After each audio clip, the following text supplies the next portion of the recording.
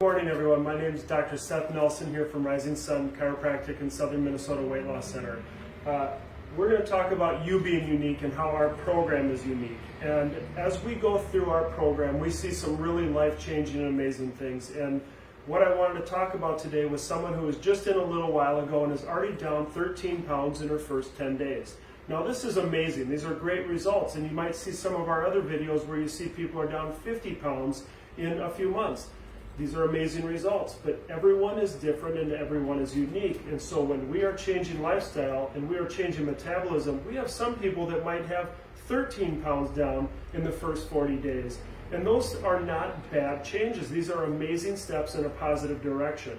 And so as we use our program and we use genetic testing to figure out the uniqueness of you and put together a plan for your life, you cannot be upset with yourself for the wins that are small and the wins that are big, because a lifestyle change is a work in progress and will eventually lead you to the outcomes that you want to see and keep.